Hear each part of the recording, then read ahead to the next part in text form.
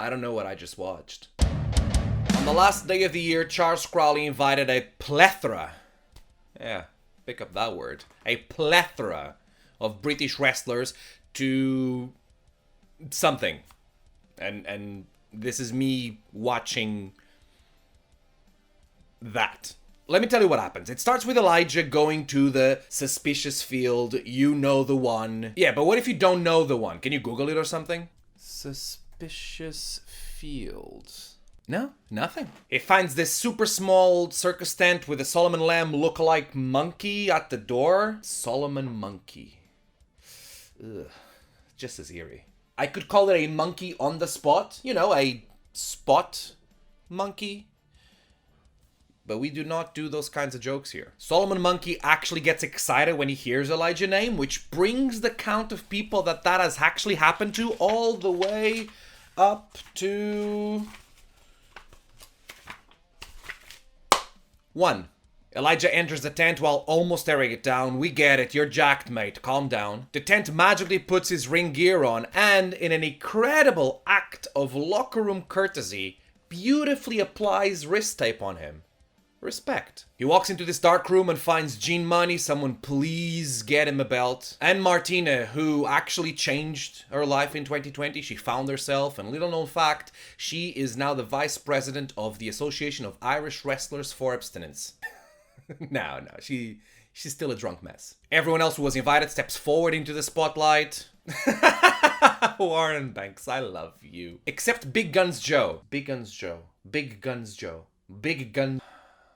Can't speak this language. Except Big Biceps Joe, who's trying to impress everyone by doing push-ups with Kid Lycos on his back, which would actually been impressive if it was literally anyone else but Kid Lycos too. And this is the moment we get to see everyone who's got an invitation for the first time. Ryback's #1 fan, Who Wolf, You Wish You Were Michelle Visage, a ginger hairless dog, Big T bottom text, the message is the same, what happened to my motorbike, the ref that has openly admitted to be part of the Illuminati, a living, breathing Irish drinking song, Mini Golf Mandy, the wrestler I honestly once heard an 8-year-old refer to as Jumanji, Warren my I can't do this line. Warren my dong is making me laugh all the way to the banks, Poundland Xena Warrior Princess, and Matt Kurt. What? He calls himself Matt Kurt. What are you expecting me to do? Satire's dead. Drum rolls, but badly because it's Charles Crowley playing. Stick to the balloon skid. He welcomes them to the culmination of 2020. Charles, my boy. The culmination of 2020 is not 15 people in a room wrestling each other. The culmination of 2020 is 15 people, each in their own rooms at New Year's, waving sparkles out the window far away from their faces so that the sparks don't set their face masks on fire. He starts telling them he invited them there to give them a chance to wrestle in 2020 while Matt Kurt looks at him like this. So when you were in this deep state of sleep paralysis and you said you could see a monster weighing you down, what exactly did this monster look like? A drunk person starts a fight and water's wet. Charles Crowley says, "Let the show begin!" They all start fighting and I kid you not, as soon as they do, Charles Crowley, the promoter of this show, immediately runs away mid-show without paying anyone. Maybe I'm wrong. Maybe this is just a beautiful, subtle piece of criticism of this darker, more obscure part of pro wrestling in the past 20, 30 years. I almost got myself there. They all keep fighting. Big T chops Kenji like she sent him a naughty text at 3 o'clock in the morning. Matt Kurt breaks a keyboard on Gene Money's back and doesn't even go for the roll-up. And Crowley's ready to jump off a building because Elijah's coming for him and his money and he's fucked. Bobby tells Crowley, "I'm gonna kill you." Crowley tells her, "Why not if I kill you first?" And proceeds to almost do it by slapping her gently in the face and running off. Is this murder via reverse psychology? Or maybe he meant that he was gonna murder her on Twitter. Okay.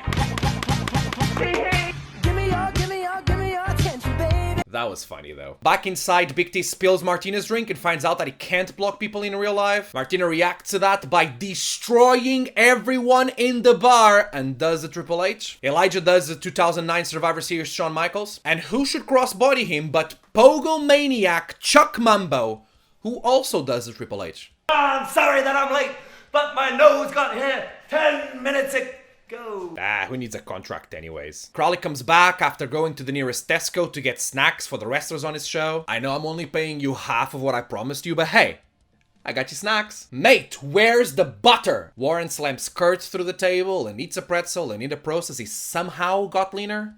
Man, I hate him so much. While half the wrestlers are in his submission chain, the other half are talking about their thoughts and feelings on 2020, and that's when we get the cameo of Cassius, who's playing the worst pub owner ever. Mate, you have customers in your pub finally, and you tell them you're closed? Do you hate money? Also, terrible polishing skills. Come on. There's more fighting, and suddenly Swan Lake starts playing, and Car Noir does his entrance and proceeds to kick everyone's ass. Oh, shit. Elijah gives him a run for his money. They're fighting each other, and out of nowhere, Matt Kurt shoves the ref into the middle of them. They go for a double boot at the same time, and they proceed to blow the ref's head off. So, of course, everything stops, and they do the sensible thing, which is call an ambulance. Actually, no, a man just died, so they hid the body somewhere, bleached the room, and vowed to never talk about it again, right?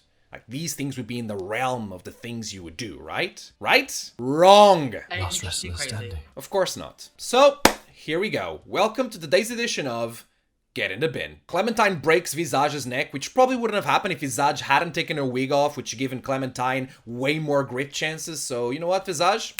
Get in the bin. Solomon Monkey makes Clementine explode into confetti, but if your last word when you know you're about to die is heck, then you deserve it. Clementine, get in the food waste bin. Big T splashes Big Biceps Joe, who's still doing push-ups with Kid Lycos 2 on top, proving that Joe looks big. I'm sorry, hench, but has no functional strength. That's what happens when you only exercise your mirror muscles. Joe, get in the bin. Kid Lycos 2 kills Big T with an axe. An axe! Listen, if you're a literal giant, but you spend more time reacting to things you see on the screen of your phone instead of preparing for the literal wrestling cliche of being a tree that needs to be chopped down, then that's on you. Big T, get in the bin. An industrial one. Kenji throws Visage's wig at Kid Lycos 2, and apparently that wig is actually a Demogorgon that eats Kid Lycos 2 face? I don't know what to tell you, Lycos 2. You should have spent less time in 2020 at Lycos gym and more time binging Netflix like normal people did. Get in the bin. Gene Money chokes Warren Banks. I'll let you do your own OnlyFans joke here. He chokes Warren Banks out while screaming, and Warren Banks says, I forgive you. I forgive you? You should have said, dude, we're friends. Let's have each other's backs. We'll kill everyone else here, get out of here alive, and nothing's gonna happen to us. Who's gonna enforce the rules? The ref? The ref is literally headless. Warren Banks, get in the bin. Martina turns literally into beer. A cautionary tale. A careful what you wish for story. Martina, get in the drain. Gene Money drinks, I can't believe I'm about to say this. Gene Money drinks Martina and she kills him from the inside. You should have seen that coming, dead dirty dog. If I had a perpetuous match with Martina, I wouldn't trust a brewery for a bread roll, let alone beer.